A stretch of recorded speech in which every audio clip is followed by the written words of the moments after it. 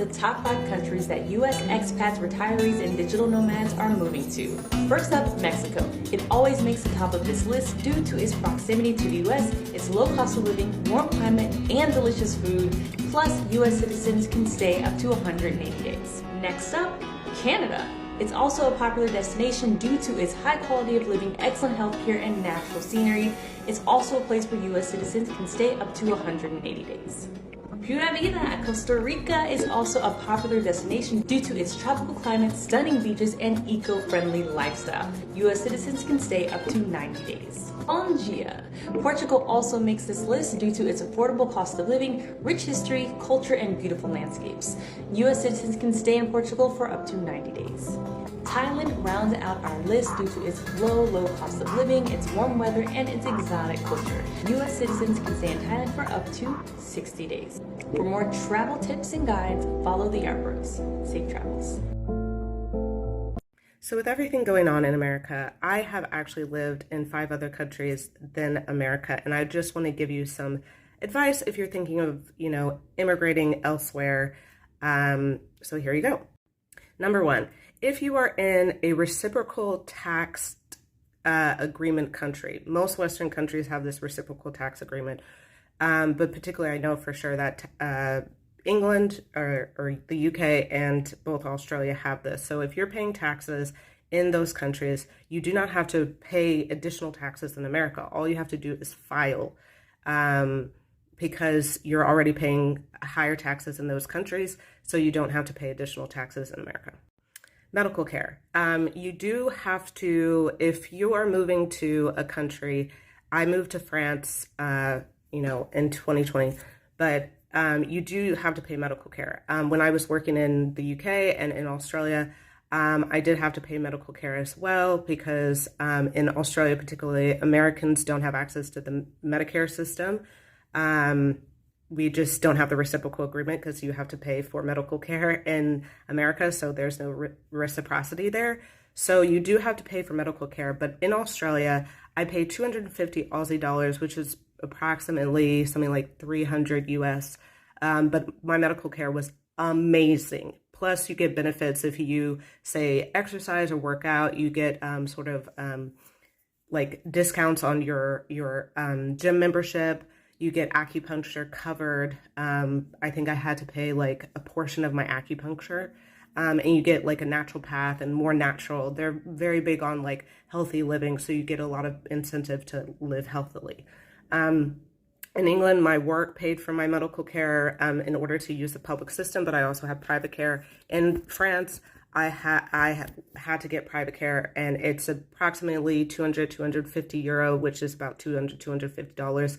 And you get covered for all of Europe and France. In Mexico, when I lived there, Mexico, you can pay as you go. It's very, very inexpensive medical care. And also vet care is very, very inexpensive. Literally, I had to get all these exams for my cat, and I paid like $30 US. Living expenses is about 5% less to live in the UK. In London, actually, it's cheaper to live in London than it is to live in most of the United States. In France right now, it's much cheaper to live in Paris than it is to live in any of the United States. It's about, if you want a 1-bedroom, it can range from around, it's based on the square meter, so it can range from like 1,100. You can find something for 1,000, but you don't want to live there. But it's much cheaper to live in Europe, yeah. What are the safest countries for expats? In a survey by Internations, the world's largest network for people who work and live abroad, the company asked over 14,000 expats from 174 nationalities living in over 190 countries to rate different aspects of life abroad. One of these aspects was personal safety and security. Can you guess which country ranked number 1? Watch to the end to find out. In 11th place was Oman. Number 10 was Taiwan. Number 9 was Finland. Number 8 was New Zealand. Number 7 was Norway. Number 6 was Switzerland. Number 5 was Malta. Number 4, Canada. Number 3, Japan. Number 2, Singapore. And in number 1 came Luxembourg. Have you lived in any of these places? What are your thoughts? Comment below. Are you dreaming of becoming an expat? So many of us, sometimes right after you graduate, you think, yeah, I want to go to this country and make my dreams there. So today, I'm going to give you 3 tips that can help you start your expat life in any country of your choosing just right. Tip number 1, the first thing you should do is to make sure you make friends, okay? Don't be afraid to ask people you find there, or people that look friendly to you or that try to be your friends. So don't be afraid to ask. Make friends, and that's a great way how you can start your expat life, regardless of any country you choose to be your destination. Tip number 2, make new hobbies. This is one of my favorite. You can go ahead and start making new hobbies. Could be photography, could be starting something completely you've never done, like practicing art. These could be things, maybe even reading. Tip number 3, make sure that your goals or the purpose of being an expat is greater than anything else, because as you know, sometimes being an expat can be really difficult, especially in the beginning. You can become homesick. And if your purpose of coming to that destination is lesser than what you're currently feeling there, it could be a reason why sometimes other people might quit their expat life and go back to their home countries. So there you have the 3 tips as I've mentioned. Make sure you apply those if you're planning to become an expat in any country. Good luck. Ready with me while I tell you all of the things I wish I knew before moving to London as an American. 1, if you get FOMO, you are going to be miserable. London is by far the busiest city I've ever lived in, and I've lived in LA, DC, Texas, Austin, because it doesn't really count, but still.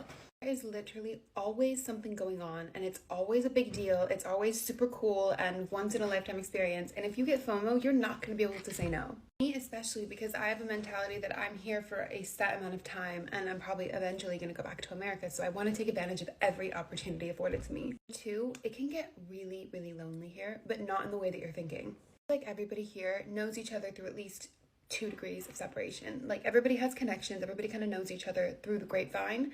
But if you're an American, that just doesn't happen. I don't randomly see people that I went to college with. I don't have any family even relatively near me. If I wanted to have that home connection, I have to go home. Like an 11-hour flight. I know that amount of separation sounds like heaven to some people, and it did for me as well. In the beginning, I was like, yeah, let me get away from everything college related. But sometimes it's nice to have people who understand your childhood references, like your SpongeBob memes and stuff like that. But nobody does here. It's kind of sad.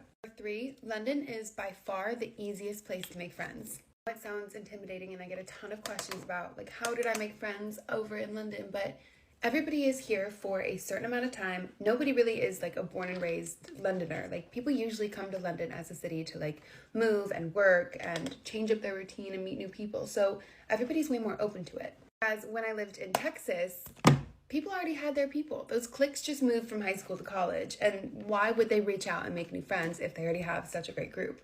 So nobody did. And it was so terrible, especially as an out-of-stater who knew no one going into anything. I think I'm on number 4. Number 4, if America comes up in conversation, be prepared to have a comment on it. Everybody will look at you. It's like a blessing and a curse, because as usually the only American in the room, your word is like law. But on the other hand, you also kind of get blamed for the terrible shit that America does abroad. First person to admit that we fucked up in a lot of ways, but like, don't blame me for it. Also, my advice, don't make American friends. Avoid them at all costs. You did not travel across the world to stay within your little microcosm of American friends. That just completely defeats the purpose. Like, obviously 1 or 2 American friends is fine, but I know people here who have like exclusively American friend groups, and you miss out on so much. What are you doing? It's not why you're in London. So be prepared for everyone that you know in this world to ask you if they can sleep on your couch for a couple nights. I love you guys. Go to part 2 for the jewels and the fit.